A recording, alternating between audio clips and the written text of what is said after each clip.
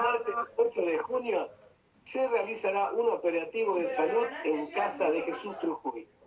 ¿Qué tal, eh? Muy bien, y después nos pone abajo. Panadería El León.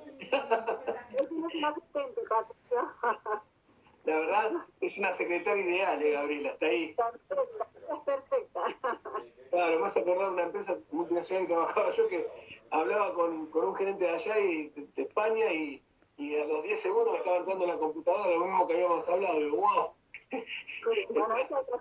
Rápida. Dejaban plasmado lo que uno hablaba, imposible olvidarse. Bueno, los invito a que saluden a nuestra gente. La verdad, es un placer para nosotros como programa, como radio, como lo amigo que siempre me siento de ustedes, haber compartido estos minutitos que nos regalaran su presencia, que es tan importante, tan positiva y que hace tan pero tan bien. Bueno, gracias antes que nada a vos, Patricio, por la invitación, por siempre tenernos en cuenta tanto a mi mamá como a mí. Muy agradecido desde ya con vos y con tu programa.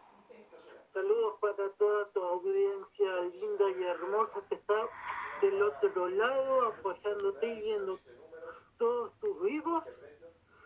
Y gracias también por darle este pequeño espacio a los artistas que en estos tiempos tan difíciles se necesita mucho eso, que los artistas tengan su merecido espacio para demostrar su talento y su habilidad. Así que muchísimas gracias. De todo corazón. Gracias, Julio, querido, gracias. Dios te bendiga, Patricio, a vos y a todos.